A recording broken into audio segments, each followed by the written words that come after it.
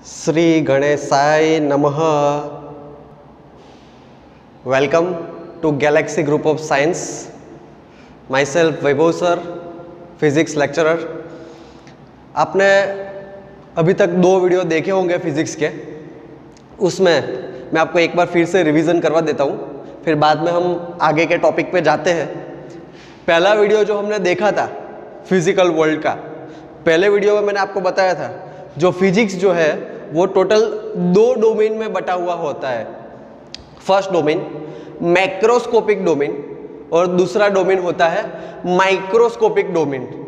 Macroscopic domain के अंदर क्या बताया था मैंने कि जो चीज का साइंस हम नेक्ड आई से देख सकते हैं वो साइंस आता है मैक्रोस्कोपिक डोमेन के अंदर, राइट।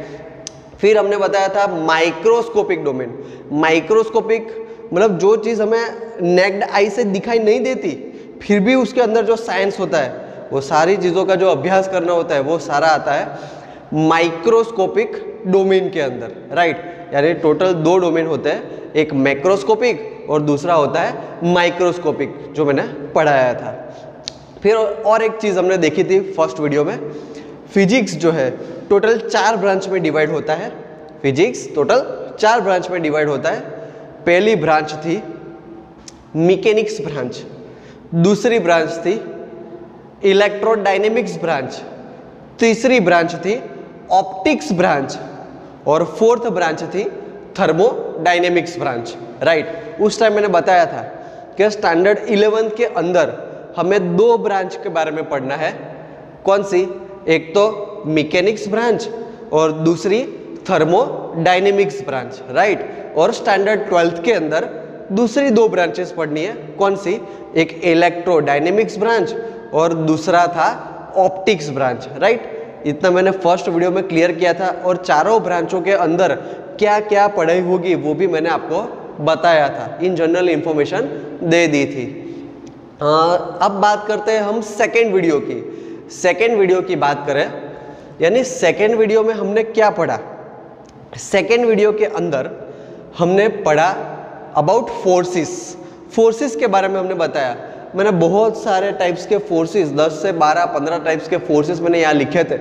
यानी 11 और 12 स्टैंडर्ड के अंदर हमें जितने भी फोर्स के बारे में पढ़ना है वो सारे फोर्सेस मैंने सेकेंड वीडियो के अंदर आपको दिखाए थे।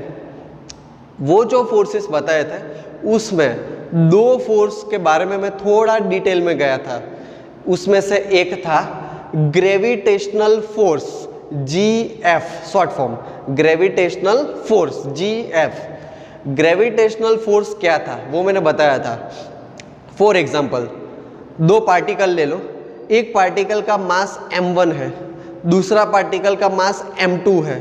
2 पार्टिकल के बीच का डिस्टेंस स्मॉल r हो तो 2 पार्टिकल के बीच में जो ग्रेविटेशनल फोर्स लगता है, then gravitational force is directly proportional to the product of their masses and inversely proportional to square of the distance between them, right. उसमें मैंने इक्वेशन बताया था। So F proportional to m1 m2 upon r square, और proportionality निकाल दो तो आपको कोई कांस्टेंट रखना पड़ेगा।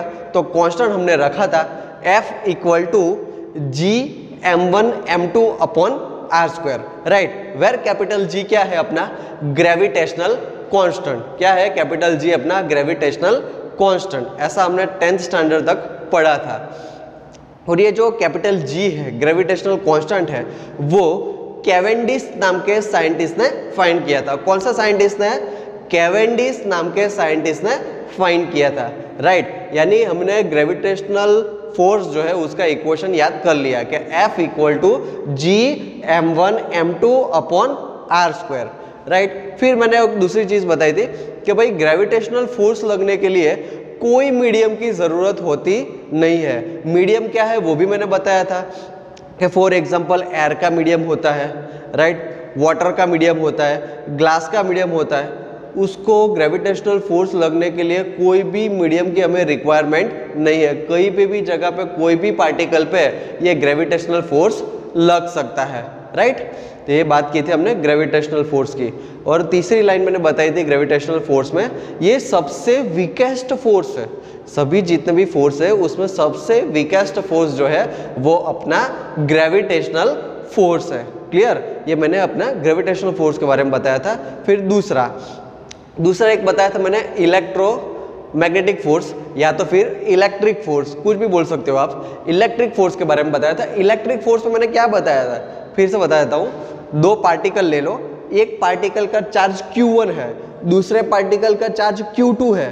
दो पार्टिकल के बीच का डिस्टेंस अगर स्मॉल r हो तो ये दो पार्टिकल के बीच में जो इलेक्ट्रिक फोर्स लगता है, then electric force is directly proportional to product of their charges and inversely proportional to square of the distance between them, right. Gravitational force and electric force दोनों की डेफिनेशन सेम ही है, उसमें मास का जिक्र होता है, यहाँ पे चार्ज का जिक्र होता है, right. So F proportional to Q1 Q2 upon R square, right. So proportionality निकालो तो यहाँ पे भी कांस्टेंट रखना होता है और यहाँ कांस्टेंट रखते हैं K, जिसको बोलते हैं coulomb constant. So F equal to K Q1 Q2 upon R square, right. तो ये हमने इलेक्ट्रिक फोर्स के बारे में बताया। फिर मैंने और एक चीज़ बताई थी इसमें कि ये जो है इलेक्ट्रिक फोर्स, ये इलेक्ट्रिक फोर्स लगने के लिए हमें मीडियम की ज़रूरत होती है यार। इलेक्ट्रिक फोर्स लगने के लिए हमें मीडियम की ज़रूरत होती है। ग्रेविटेशनल फोर्स के लिए हमें कोई मीडियम की रिक्वायरमेंट नहीं थी, लेकिन इलेक्ट्रिक फोर्स लगने के लिए हमें मीडियम की रिक्वायरमेंट होती है, राइट। और दूसरी बात, इलेक्ट्रिक जो फोर्स है वो ग्रेविटेशनल फोर्स से ज़्यादा स्ट्रॉन्ग है। इलेक्ट्रिक जो फोर्स है वो ग्रेविटेशनल फोर्स से ज़्यादा स्ट्रॉन्ग है। क्लियर, आपको ये दो पॉइंट तो समझ में आ गए होंगे, एक ग्रेविटेशनल फोर्स के बारे में बताया और दूसरा इलेक्ट्रोमैग्नेटिक फोर्स या तो इलेक्ट्रिक फोर्स के बारे में जो बताया, ये आपका क्लियर होगा। अब हम आगे जाते हैं, तीसरा एक फोर्स देखते हैं। तीसरा फोर्स है अपना स्ट्रॉन्ग न्यूक्लियर फोर्स। कौन सा? Strong nuclear force. तीसरा फोर्स है अपना स्ट्रॉन्ग न्यूक्लियर फोर्स। नाम से पता चल जाता है क्या स्ट्रॉन्ग है, राइट, स्ट्रॉन्ग। दूसरा क्या है? न्यूक्लियर, मतलब न्यूक्लियस के अंदर लगता होगा। अब न्यूक्लियस के अंदर कौन है? न्यूक्लियस के अंदर कौन है? Proton and neutron. काफी सारे लोग आंसर देते हैं कि इलेक्ट्रॉन भी है। नहीं भाई, न्यूक्लियस के अंदर है प्रोटॉन एंड न्यूट्रॉन और न्यूक्लियस के अराउंड जो रिवॉल्व करते हैं वो इलेक्ट्रॉन होते हैं। इलेक्ट्रॉन क्या करते हैं? न्यूक्लियस के अराउंड रिवॉल्व करते हैं। लेकिन मैंने बात क्या की? न्यूक्लियस के अंदर की बात की। तो न्यूक्लियस के अंदर कौन होता है? Proton and neutron. ये जो फोर्स है strong nuclear force, it binds proton and neutron in nucleus, right. पहला पॉइंट है, ये जो फोर्स है यानी it binds proton and neutron in nucleus. ये पहला पॉइंट कि न्यूक्लियस के अंदर जो प्रोटॉन और न्यूट्रॉन है, राइट, उसको बाइंड करके रखता है ये स्ट्रॉन्ग न्यूक्लियर फोर्स। दूसरा point, it's a strongest force, it's a strongest force among all. जितने भी फोर्सेस है, जितने भी फोर्सेस के बारे में मैंने सेकेंड लेक्चर में जो बताया था, वो सारे फोर्सेस के अंदर सबसे ज्यादा स्ट्रॉन्गेस्ट जो फोर्स है वो अपना है स्ट्रॉन्ग न्यूक्लियर फोर्स। क्यों सबसे स्ट्रॉन्ग होगा? मैं आपको बताता हूं। पहली बात, एक तो न्यूक्लियस आपको दिखाई नहीं देता है। न्यूक्लियस दिखाई नहीं देता मतलब न्यूक्लियस कितना छोटा होगा, और न्यूक्लियस के अंदर प्रोटॉन और न्यूट्रॉन है और उसको बाइंड करके रखना, मतलब प्रोटॉन और न्यूट्रॉन तो एक दूसरे के कितने नजदीक हो गए, राइट, एकदम नजदीक होते हैं। तो उनको जकड़ने के लिए यानी उनको स्ट्रॉन्ग रखने के लिए ये स्ट्रॉन्ग न्यूक्लियर फोर्स लगता है। क्योंकि उनको कोई अलग नहीं कर सकता। सपोज प्रोटॉन और न्यूट्रॉन हो, उसको न्यूक्लियस से अलग करना हो तो हो सकता है, लेकिन उसके लिए बहुत ज़्यादा फोर्स लगाना पड़े। क्यों? क्योंकि प्रोटॉन और न्यूट्रॉन को पकड़ के किसने रखा है? स्ट्रॉन्ग न्यूक्लियर फोर्स ने, इसलिए वो कभी अलग नहीं होते। तो सारे फोर्सेस में सबसे ज़्यादा स्ट्रॉन्गेस्ट कौन है? Strong nuclear force, right. और एक बात बताता हूँ, अभी तक 10th स्टैंडर्ड तक जो हमने पढ़ा था, 10th स्टैंडर्ड तक हमें क्या पढ़ाया गया कि भाई हमारे जो फंडामेंटल चार्जेस है वो कौन से है? Proton, neutron, electron. अभी तक तो हमने यही पढ़ा है कि अपने जो फंडामेंटल चार्जेस है वो प्रोटॉन, न्यूट्रॉन एंड इलेक्ट्रॉन, ऐसा बोलते हैं लोग। लेकिन मैं आपको बताता हूँ सच कि अब जो फंडामेंटल चार्जेस है वो प्रोटॉन, न्यूट्रॉन या इलेक्ट्रॉन नहीं है। फंडामेंटल पहले तो किसको बोलते हैं? फंडामेंटल मतलब खुद पेरेंट, राइट, खुद पेरेंट हो, मतलब वो किसी और में से डिराइव ना हुए हो, उसको बोलते हैं फंडामेंटल। फिर से बोलता हूं, फंडामेंटल किसको बोलते हैं? फंडामेंटल मतलब पेरेंट, पेरेंट मतलब जो एलिमेंट, ऐसा एलिमेंट जो कोई और एलिमेंट में से डिराइव ना हुआ हो, प्रोड्यूस ना हुआ हो, उसको बोलते हैं फंडामेंटल। यानी अभी तक तो ऐसा ही मानते थे 10th तक कि भाई प्रोटॉन है, न्यूट्रॉन है, यही हमारे फंडामेंटल पार्टिकल है और कोई नहीं है, बाकी सब उसमें से डिराइव हुए हैं, प्रोटॉन और न्यूट्रॉन में से। लेकिन डे बाय डे रिसर्च होता गया, फिर पता चला कि हमारे जो फंडामेंटल पार्टिकल है वो प्रोटॉन एंड न्यूट्रॉन नहीं रहे। प्रोटॉन और न्यूट्रॉन भी कोई और एलिमेंट के बने हुए हैं। प्रोटॉन एंड न्यूट्रॉन भी कोई और एलिमेंट के बने हुए हैं। उनका नाम है क्वार्क्स। उसका नाम क्या है? क्वार्क्स। लिखता हूं यहां पे, उसका नाम क्या है? क्वार्क्स नाम है, राइट। यानी अब से याद रखना, प्रोटॉन और न्यूट्रॉन फंडामेंटल पार्टिकल नहीं है, फंडामेंटल पार्टिकल नहीं है। प्रोटॉन और न्यूट्रॉन भी कोई और एलिमेंट से बने हुए हैं। प्रोटॉन और न्यूट्रॉन भी कोई और एलिमेंट से बने हुए हैं। वो एलिमेंट का नाम क्या बोला मैंने? Quarks, right. क्वार्क्स के बने हुए, प्रोटॉन और न्यूट्रॉन क्वार्क्स के बने हुए हैं। अब थोड़ा क्वार्क्स के बारे में बताता हूँ। क्वार्क्स जो होते हैं, वैसे बहुत सारे टाइप के क्वार्क्स है। आप नेट पर सर्च मारोगे ना, कम से कम 6 से 8 टाइप के तो आपको तुरंत मिल जाएंगे। मैं आपको अभी थोड़ा बेसिक बताता हूँ और डिटेल में नहीं जा रहा हूँ। क्वार्क्स, क्वार्क्स जो है वो 2 टाइप के होते हैं।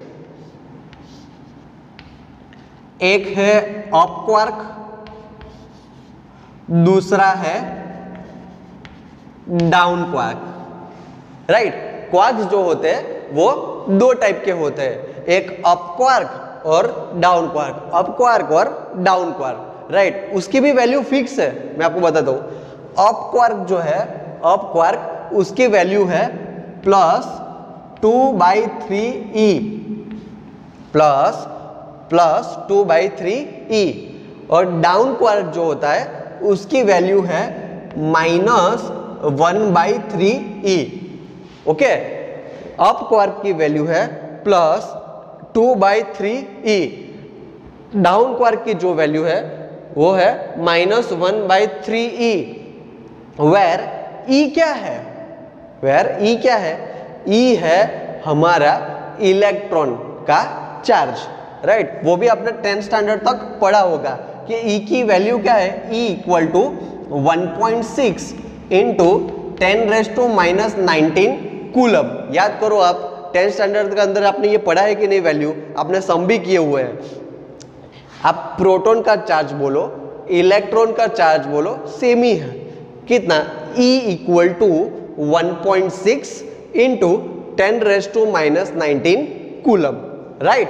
तो इस हिसाब से पता चला ना हमें कि अप क्वार्क की वैल्यू कितनी? 2/3 इंटू ई। ई की वैल्यू ये रही, मैंने ई की वैल्यू नहीं रखो तो समथिंग वैल्यू आएगी ना अप क्वार्क की वैल्यू, राइट। फिर डाउन क्वार्क की वैल्यू -1/3e। ई की वैल्यू कौन सी रही? ये रही 1.6 इंटू 10⁻⁻19 कूलम, राइट। तो ये मैंने बताया क्वार्क्स। क्वार्क्स के 2 टाइप्स बताया, एक अप क्वार्क और दूसरा बताया डाउन क्वार्क। अप क्वार्क की वैल्यू मैंने बताई +2/3e, एंड डाउन क्वार्क की वैल्यू बताई मैंने -1/3e, वेर दोनों में जो E है वो है हमारा इलेक्ट्रॉन का चार्ज, वो है E = 1.6 × 10⁻⁻19 कूलम, राइट। जैसा मैंने बताया कि प्रोटॉन और न्यूट्रॉन अब फंडामेंटल पार्टिकल नहीं रहे, वो क्वार्क्स नाम के पार्टिकल के बने हुए होते हैं, तो फिर हमें उसका कंपोजिशन पता होना चाहिए। मैं आपको बताता हूँ उसका कंपोजिशन क्या है, वो किससे बने हुए हैं। जो प्रोटॉन है, प्रोटॉन, तो जो प्रोटॉन का जो कंपोजिशन है वो है UUD एंड न्यूट्रॉन का कंपोजिशन है UDD।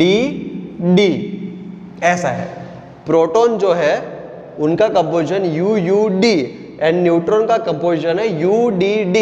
इसका मतलब क्या, तो मैं आपको समझाता हूं। प्रोटॉन जो है वो 2 अप क्वार्क और एक डाउन क्वार्क का बना हुआ है। प्रोटॉन जो है 2 अप क्वार्क एंड एक डाउन क्वार्क का बना हुआ है। इस हिसाब से न्यूट्रॉन जो है वो एक up quark and 2 down quark का बना हुआ है, राइट। फिर से बोलता हूं, जैसे मैंने बताया कि क्वार्क्स जो है 2 टाइप्स के होते हैं, एक अप क्वार्क और दूसरा down quark, right. Quarks 2 types के होते हैं, एक अप क्वार्क और दूसरा डाउन क्वार्क। तो उस हिसाब से प्रोटॉन का जो कंपोजिशन है वो UUD है। 2 U मतलब 2 अप क्वार्क और एक D मतलब एक डाउन क्वार्क, यानी प्रोटॉन जो बना हुआ है 2 अप क्वार्क एंड एक डाउन क्वार्क का बना हुआ है। और बात करें न्यूट्रॉन की, तो न्यूट्रॉन का कंपोजिशन है UDD, यानी न्यूट्रॉन जो है वो एक up quark and 2 down quark का बना हुआ होता है। क्लियर हुआ होगा शायद आपको, ये आज आपको नई इंफॉर्मेशन मिली, क्योंकि अभी तक 10th स्टैंडर्ड तक हमने क्या पढ़ा कि हमारे जो फंडामेंटल चार्जेस है वो हमारे प्रोटॉन, न्यूट्रॉन वो सब है, लेकिन मैंने आज आपको बताया कि वो फंडामेंटल चार्जेस नहीं है, क्योंकि अभी रिसर्च में पता चला है कि जो प्रोटॉन और न्यूट्रॉन है वो खुद कोई पार्टिकल के बने हुए हैं। वो पार्टिकल का नाम है क्वार्क्स, और क्वार्क्स जो होते हैं वो 2 टाइप के होते हैं, एक क्वार्क है अप क्वार्क और दूसरा है डाउन क्वार्क। अप क्वार्क की वैल्यू मैंने बता दी +2/3e है, डाउन क्वार्क की वैल्यू बता दी -1/3e है, और E की वैल्यू क्या है 1.6 × 10⁻⁻19 कूलम। और उस हिसाब से मैंने आपको प्रोटॉन का और न्यूट्रॉन का कंपोजिशन बताया।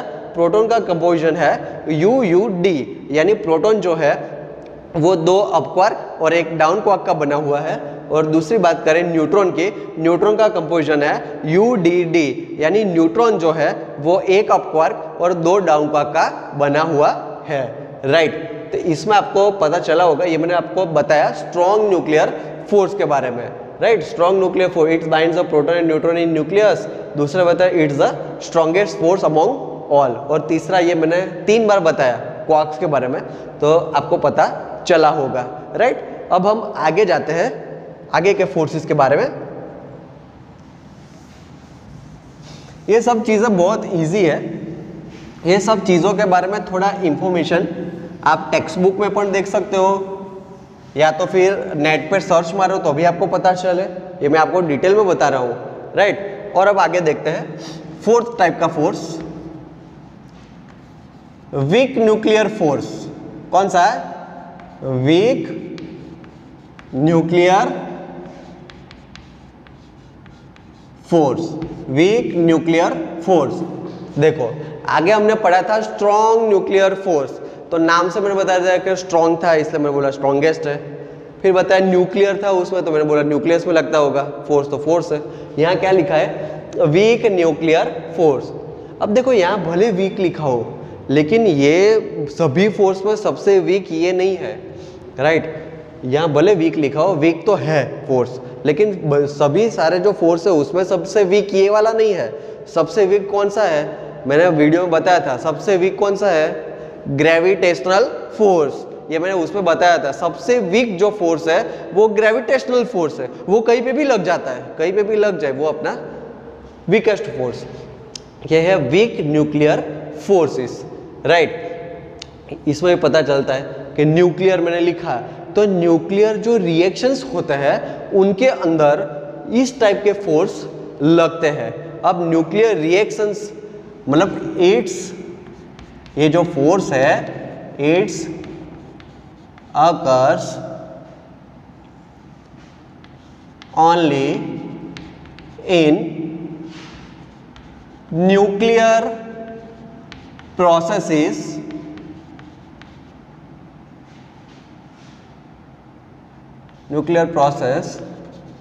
such as, फॉर एग्जाम्पल मैं लेता हूं बीटा डीके। फॉर एग्जाम्पल मैंने बताया, ये शायद आपको अभी थोड़ा पता ना चले क्योंकि ये आता है 12th के अंदर, राइट। लेकिन आपको मैं थोड़ी बहुत इंफॉर्मेशन देता हूँ कि ये क्या है। आपने न्यूक्लियर रिएक्शंस सुना है नाम, फिर न्यूक्लियर रिएक्टर के बारे में सुना है जहाँ बम बनता है, न्यूक्लियर वेपन बनते हैं। आपने शायद सुना हो, ना सुना हो तो एक बार गूगल पे थोड़ा सर्च करो, राइट। तो ये जहाँ पे ये न्यूक्लियर प्रोसेसेस होती है, न्यूक्लियर प्रोसेसेस कहाँ होती है, न्यूक्लियर रिएक्टर्स के अंदर।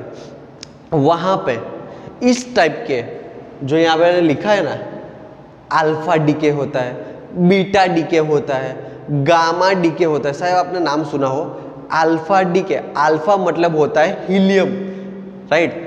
बीटा डीके, बीटा होता है वन टाइप ऑफ इलेक्ट्रॉन।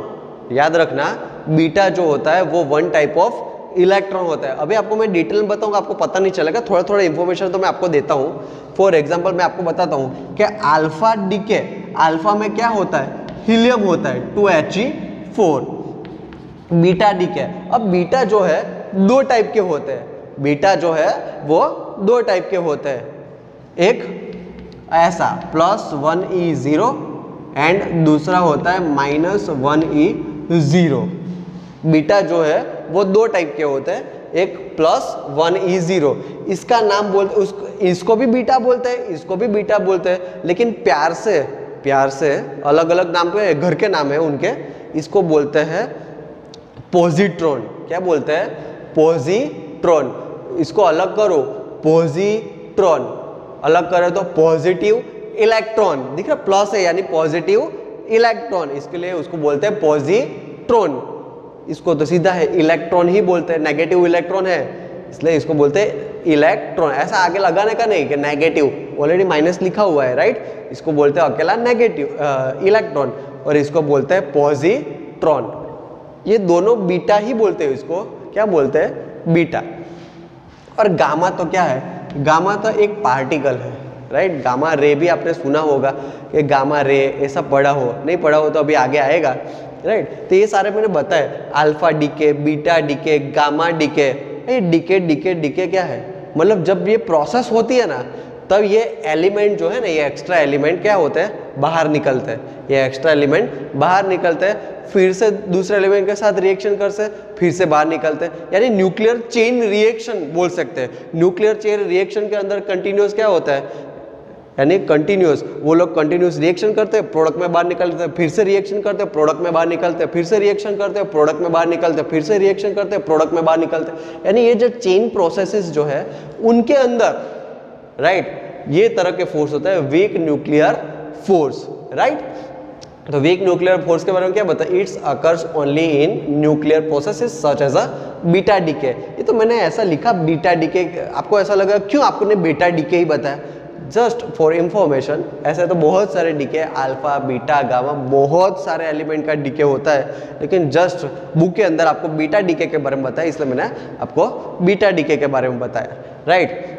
अभी जब बीटा डीके होता है, राइट, ये जब बीटा डीके होता है तब, ये बीटा डीके होता है तब इट इमिट्स, इसमें से बाहर क्या आता है, it emits electron and chargeless particle neutrino, chargeless particle neutrino.